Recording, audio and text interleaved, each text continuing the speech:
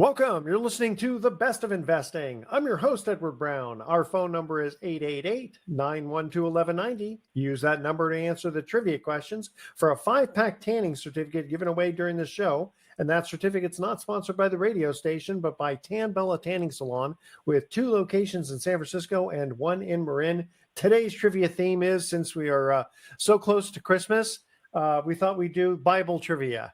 All right? Now, we do have a special guest today, Jay Tanenbaum of Scottsdale Mortgage Investments. Jay, welcome to the Best of Investing. Thanks, Edward. Happy to be here. Thanks for having me. Yeah. All right. So I've known Jay now for, it's 2 years now. I think, That's correct. Yeah. Yeah, November 2021. So we've done some good business together, and I thought, okay, I got to have this guy on because he's got to share with the audience what he's doing. So tell us a little bit about Scottsdale Mortgage Investments and what you're doing. So Scottsdale Mortgage Investments is a hedge fund that was started in 2018. We acquire distressed mortgage loans all over the country. We've done probably, I've been in this business since 2013. I joined Seti Gershberg, my business partner, in 2018 and joined Scottsdale. It was a LLC that he already formed in 2017. And we've done probably well over close to 1,000 transactions. Probably I've lost track of how much transaction value we've done. Currently, we've got probably 130 plus assets, about 30 million or so under management. Okay. And generally you're buying discount. You don't originate mortgages, right? You're buying them in the secondary market. Okay. Yes. And are they all distressed, or are there some that are just thrown into a big pile? When we buy a portfolio, there may be a portfolio mix where there may be some loans that are performing, yes. But our forte, our expertise is buying distressed mortgages that are in default, yes. We have our loss mitigation team is in-house. So we are pretty effective. We do a very good job. Really, our charge is to keep the borrowers in their home. Try to get a loan mod done with the borrower, but not always will the borrower get out of their own way and allow us to have that communication or have the ability to make it, strike a deal. Okay. Who are your sellers? Sellers are based primarily hedge fund relationships that I've developed over the 10 years that I've been in this business. Essentially what happens is mortgages get originated by, traditional banks, Bank of America, Wells Fargo, XYZ mortgage company, blah, blah, blah. They get sold on the secondary market 5 minutes later. Great. And when they go into default, those pools are typically traded by or auctioned off by HUD, Freddie, Fannie, Ginnie sometimes, and your large hedge funds, Goldman Sachs, et cetera, will be more successful at bidding against this stuff. The cost of capital is cheaper, and but they're trading it as a commodity. So 5 minutes later, they'll trade it to some hedge fund A, who buys it for a few basis points more than what Goldman paid for it. And ultimately, it trickled down over the course of time to hedge funds like ourselves.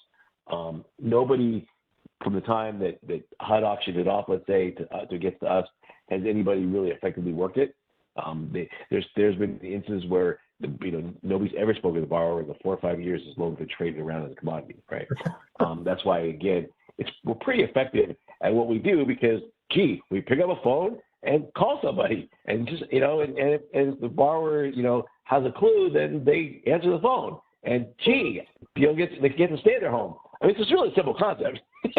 Yeah, well, and why wouldn't Goldman Sachs, if they own they bought the mortgage or they originated it, and it went into default, why don't they communicate with the borrower? They're not. I don't think there are two reasons. One, they're not equipped to do it. They don't have a loss mitigation department or really want to engage their servicer to do it.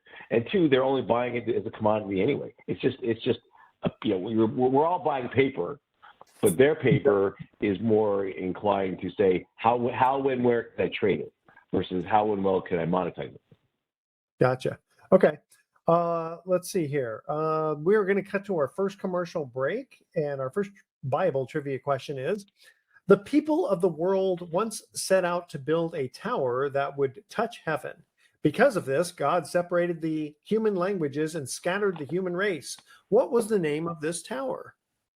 Call 888-912-1190. First caller with the correct answer wins that tanning certificate, which, by the way, is worth $100 or more. That is our trivia question. The people of the world once set out to build a tower that would that would touch heaven. Because of this, God separated the human languages and scattered the human race. What was the name of this tower? And I want to make a quick mention here for iTax, which is a barter company. Check them out, ITEX. It's legal. You get 1099s, but it's a way to buy and sell merchandise without and services without using cash. All right, stay with us. You're listening to The Best of Investing. Don't touch that dial. We're going to be right back.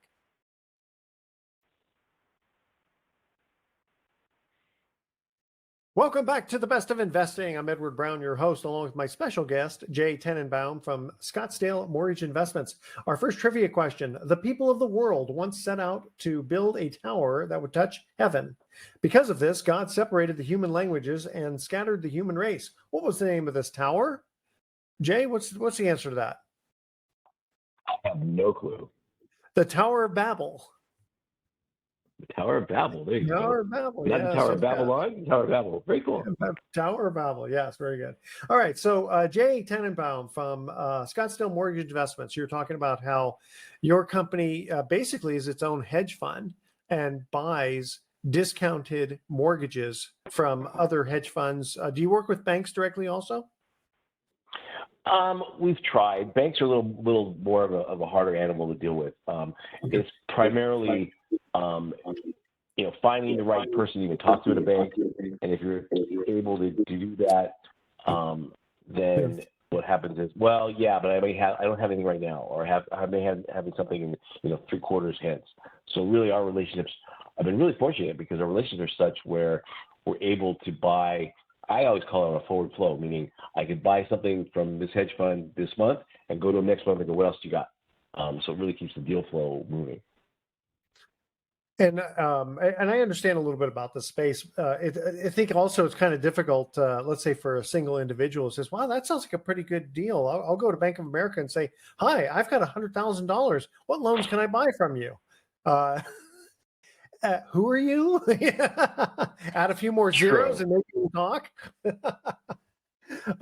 That's true, but I got to tell you, from what I understand, I got in this business, I said before, in 2013, and it was still characterized somewhat as the wild, wild west. But those who've been in this business from, say, 2010, 2011, really call it the wild, wild west. And while they weren't calling, we weren't talking to Bank of America necessarily, they were talking to lower tiered banks, local credit unions, lower tier, mom and pop type banks, who really at the time had no idea what they had. They had a bunch of, we're in a bad economy. They had a ton of defaulted loans on their books.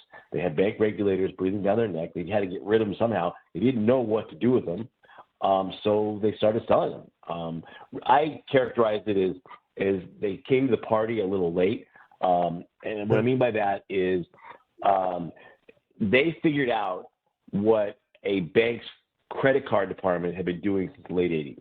What I mean by that is same kind of story, meaning credit cards, when they went into major default back in the late 80s, they started, referring them out to collection agencies and law firms to recover. And that became costly, and the recovery rate was low. So finally they decided, you know what, let's sell it. And the market of buying debt, credit card type debt, on the secondary market became very prevalent in the late 80s, right? Yeah. And so here, after the 2007, 2008 crash, the bank, the loan side kind of got caught up in the same thing. They were foreclosing on people right and left. They got bad press for that. But they started going, let's go to the courts and let's do mediations, and that was unmanageable. And then guess what? They started selling their loans off. So it kind of followed suit with what the credit card side was doing all these years. Gotcha.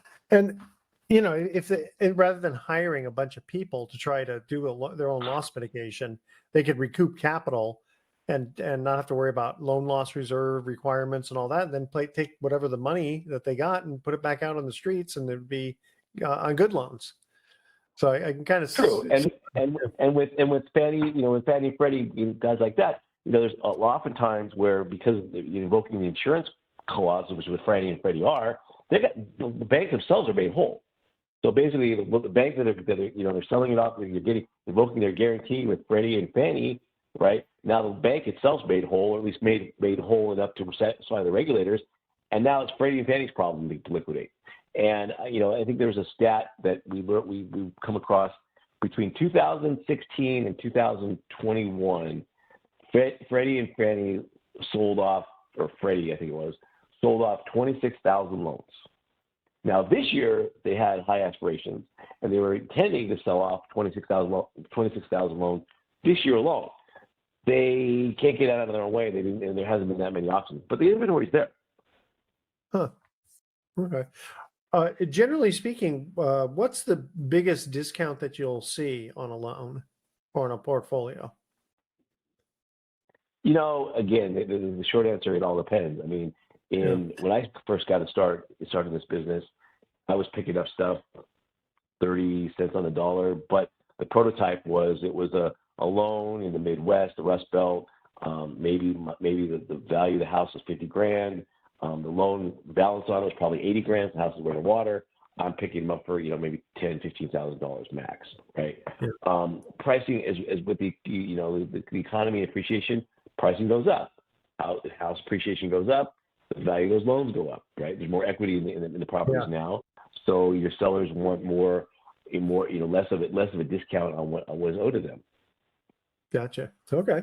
I'll tell you what, we're going to go to our second commercial break here. All right. So far, you're 0 for 1. We'll see if you do better in this one. I threw a monkey wrench into this. You weren't sure what kind of questions I was going to ask. All right. Our second trivia question on the Bible. A very pious man was tormented by Satan, who wanted to prove that this man only had faith because he had been rewarded for it. What was this man's name? Basically, whose patience is famous. Not patience like a surgeon, but patience like you got patience of a saint, right? All right. Call 888-912-1190. First caller with correct answer wins that tanning certificate. Again, a very pious man was tormented by Satan, who wanted to prove that this man only had faith because he had been rewarded for it. What was the name of this man whose patience is famous? All right. Stay with us. The Best of Investing. I'll be right back.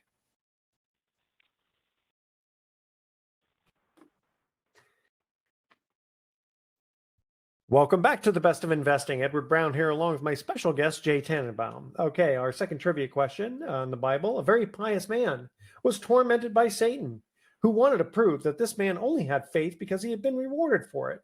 What was the name of this man whose patience is famous? St. Patrick. St. Patrick. No, Job. Okay. Faith Job. Okay. All right. I know I'm kind of making these a little bit hard here, but also want to make a mention here for the Tahoe Lakeshore Lodge. They are close to Heavenly and Kirkwood, and they have like 200 feet of beachfront property. So it's great in the summertime. And then in the wintertime, they have great skiing because they're really close to Heavenly and Kirkwood. Check them out at the Tahoe Lakeshore Lodge. All right. So Jay, excuse me. So the whole idea is that you guys are buying discounted mortgages from sellers of those mortgages, and most of the time the mortgages are a problem. They're non-performing. So if I'm the audience, the first thing I'm thinking is, why would you buy an asset, buy a loan that's in the tank? Well, it's not in the tank. The borrower's in default for whatever reason. I mean, and every borrower's got their story, and some of it's not like dire or detrimental. I mean, some of it, life happens to people, right? And it's really the willingness of a borrower and what they want to do about correcting their situation.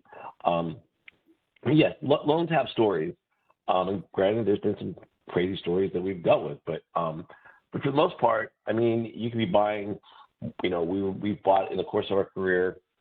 Reverse mortgages, right? Where the borrower is deceased. Okay, well, you're not going to loan money back because you can't talk to a dead person. At least we don't have a clairvoyant department. So, the heirs don't want the property, so those usually go off to auction again with a ton of equity. They get paid off at auction. But your traditional mortgages, they got behind for some reason. The borrowers that we were successfully able to keep in their homes have the desire to send them to stay in their homes, and their situation, probably has improved as they went in default since it became on our watch, and we're able to work something out. I mean, we take kind of the approach two type of approaches, and that is one, we don't predispose, we don't prejudge, right? You may have been defaulted for 3 or 4 years before we bought the loan. You haven't been defaulted again on our watch yet. So it's an open book, open slate for us, right? And two, you treat them with dignity and respect, and you'll see when good things happen.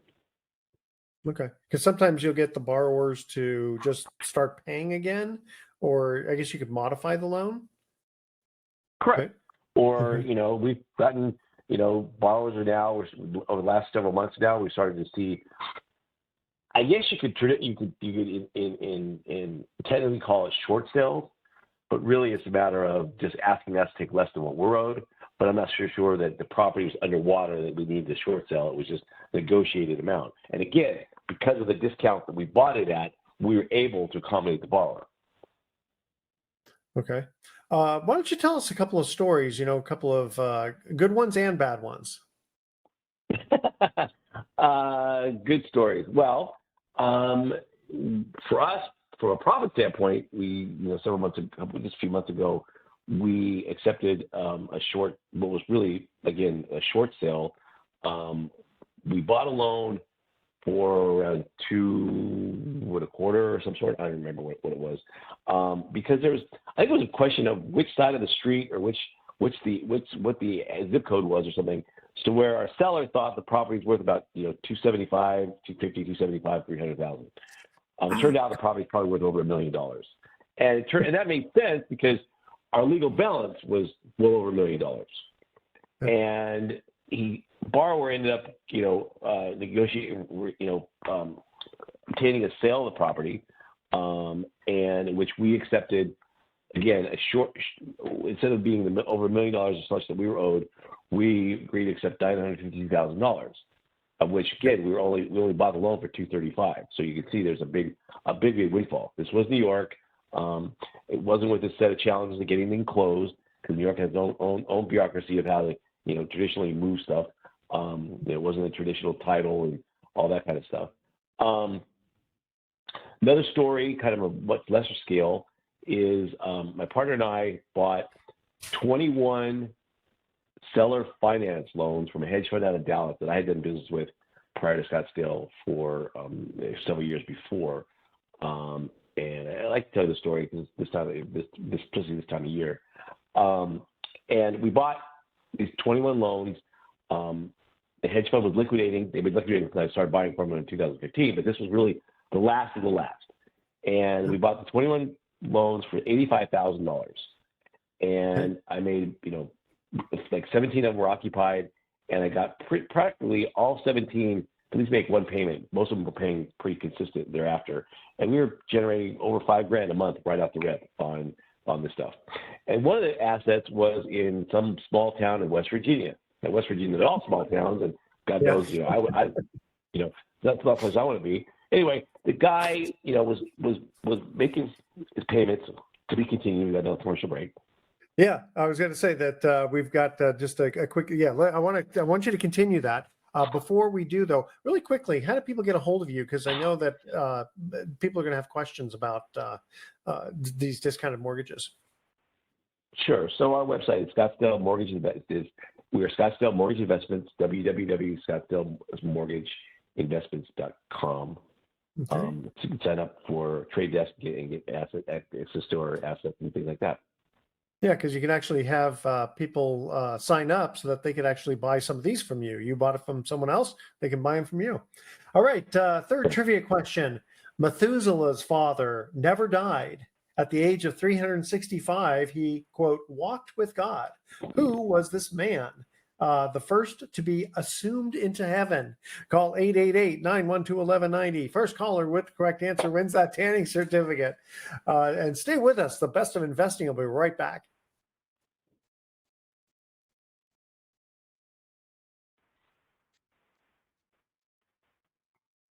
Welcome back to the Best of Investing. One more time, I'm Edward Brown, your host, along with Jay Tanenbaum of Scottsdale Mortgage Investments. Our third trivia question. Methuselah's father never died. At the age of 365, he, quote, walked with God. Which, by the way, 365 compared to Methuselah, 969, and I think 939 for Adam. That's he was a young man. So he basically never died. Who was this man who was first to be, quote, assumed into heaven? That was Enoch. Enoch, there you go. 1 out of 3. That'll get you in the Hall of Fame. Batting 333 for us baseball fans. Okay, so Jay, you were talking about the small town in West Virginia, and you had all these loans. Yeah. So this guy had a loan in West Virginia.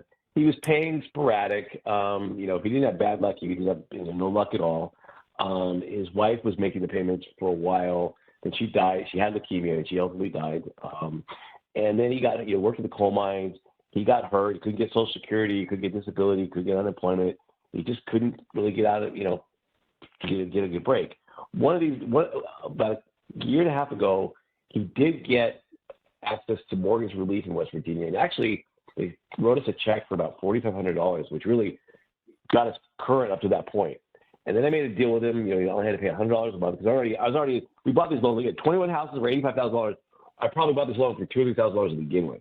So the $4,500 that we got pretty much cured, or we're in the black, right? Yeah. But, he couldn't even make the $100 a month anymore. And, you couldn't even keep the gas and the lights on in his house, and he had kids and everything else. So I decided last Christmas time, I was having lunch with one of our junior partner REO manager, Stephen Tucker. And I said, Stephen, kind of education experience. I said, I'm going to make a phone call while we're at lunch, and I'm going to, the guy on the end of the phone is, I guarantee you, is going to cry. Now, you want to ask, well, how did I know this guy's going to cry? Was I going to, whack him over the head, pay or die? No. I told you before. We treat borrowers with dignity and respect, right? Yeah. So basically, I told this guy, Anthony Parker is his name. I said, Anthony, look, I've got a Christmas present for you. I'm just going to deed you the house. So basically, we wiped off whatever debt was owed. We were already in the black on this loan. We're already in black on the portfolio. I just deeded that property back to him, and sure enough, he bawled like a baby. How much was owed to you at that point, though? $4,000, $5,000, $6,000 maybe. I don't remember. Gotcha. Not Okay. very much. Yeah. Yeah. What was the house worth? Estimate. Probably that. I don't know. Probably that. Apparently it was a duplex, sort of. He lived next door to his parents. His parents were not in default, but they weren't in any position to help him out. So I don't think his house was maintained very well. Again, he couldn't get disability. He couldn't work. He couldn't get disability. He couldn't get Social Security. He couldn't get workers' comp. He tried dutifully, and he had kids, and he was a widower. So what else am I going to do, right? I don't want to foreclose. I want the house. It was very nice of you. That was a very nice Christmas present to him. He's probably never been given a $4,500 or more Christmas present before. That's for sure, and I've done that in the past. From time to time, it gets to a point where you don't want to foreclose. You're really no point in it. You don't want the house back. You've made your money, on the portfolio itself or that asset itself, and it's just the right thing to do. Yeah. Well, so if he wanted to drag this thing out, it would have been more of a headache for you than anything. If he was going to do that. So yeah, he probably wouldn't do that on $1 million mortgage, but on a $4,500 mortgage, I could see. No, $1 million mortgage, we accept $952,000 and make $700,000 instead. That's what we do. Yeah, exactly. Yeah, it's just amazing how you can do. So when you're buying these loans, generally, how much of a discount are you looking for off of the amount that's owed on the house? Well, again, market conditions have changed over the course of time. the example I gave you in 2013, you were buying as a percentage discount off the value because the unpaid principal balance was higher. Now with equity, you're buying more off of what is legal balance, what is what is owed. Now, let me kind of tell you listeners what the difference. So basically, let's say you have a $100,000 mortgage, you pay on it for 5 years, and you default. And every time you make a payment, a portion of the payment goes to interest, a portion of the payment goes to principal reduction. Let's say the principal reduction is down to $95,000, and you stop making payments. That is your unpaid principal balance. UPB is what we call it, right? That figure does not change over the course of the default of the delinquency, right? But what gets added to it is we call it the legal balance, is the total amount that's owed, including the unpaid principal balance. And that legal balance consists of two components. One is the arrearages, technically anything that accrues over the course of time that you as the lender didn't have to come up out of pocket. Accrued interest, late fees, past due interest, etc. Now, the second part is called corporate advances.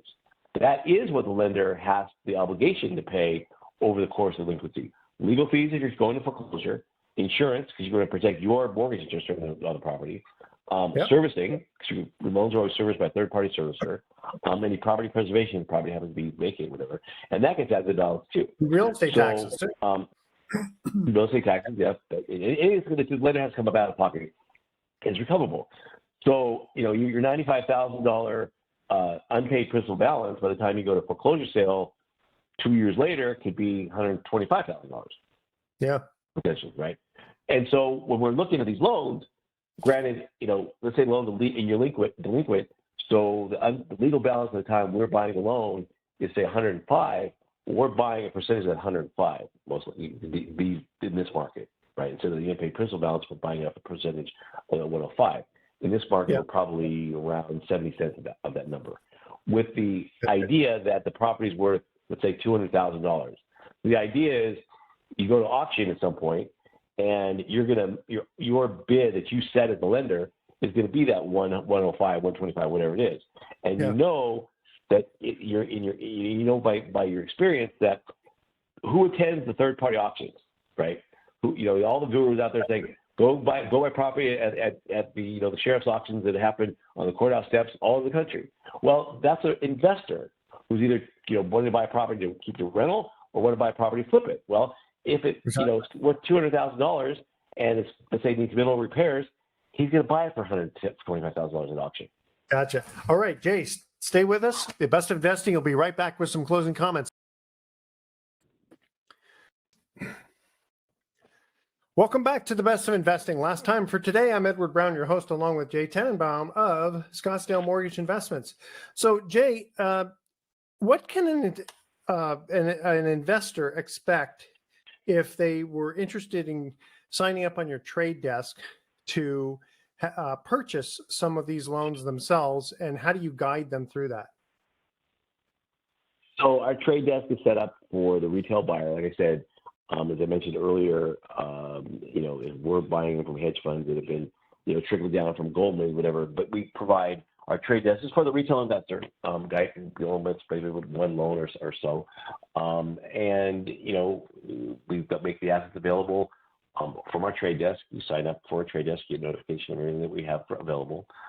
We provide all the diligence that we used when we made the initial purchase, and just basically,